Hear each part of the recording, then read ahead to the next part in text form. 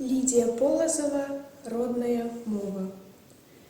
Вы послухайте родную мову, жаўруковаю песней звініць, колькі фарбаў адценяў у слове, як пявуча ліецца гучыць, васількамі, рамонкамі шэпча, у квяцістых раздольных лугах, гулкім рэхам гамоніць у зарэчы, салаўіннаю трэллю ў гаях. То шчымліва, журботна галосіць, то вясёлкай над борам плыве, так у госці ласкава запросіць, так бяседу гасцінна вядзе. Хай жа іскрыцца сонцам вясеннім, спелым коласам нівы шуміць, у карагодзе кружыць вясельным, веру, мова мая будзе жыць. Мілагучная і ласкавая, не згубілася ў цемры вякоў.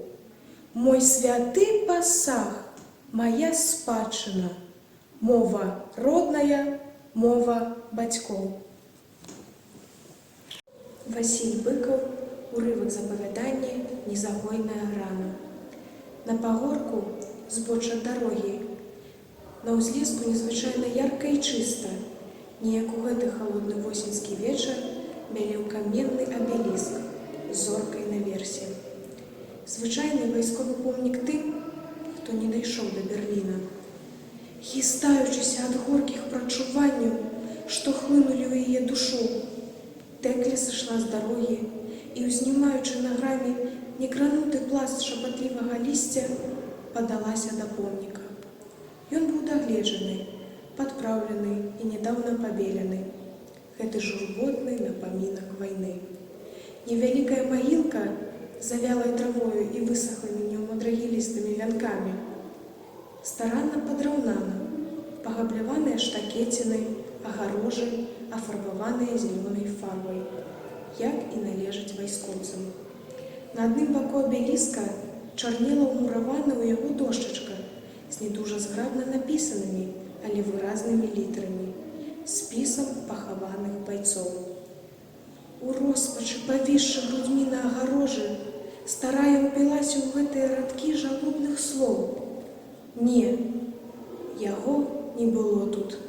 Лейтенанта Вер'янаў, гварда і старшына Кузнецоў, радавыя Бондараў, Піліпенка, Чарных і іншыя. Але хто ж гэтыя іншыя? Чаму не напісаны іхнія імёны? А можа і ён тут у ліку гэтых невядомых іншых? Яна ўжо не магла ісці адгэтуль, учапілася рукамі ў халодныя штакеціны, і з глыбіні яе жарам гарэўшых грудзей вырвалася страшнае пытанне. «Сыночак мой, дзе ж ты?» Чарнела неба ад хмар, шумеў голым ветрам узлесак, стыла шэрая далячынь.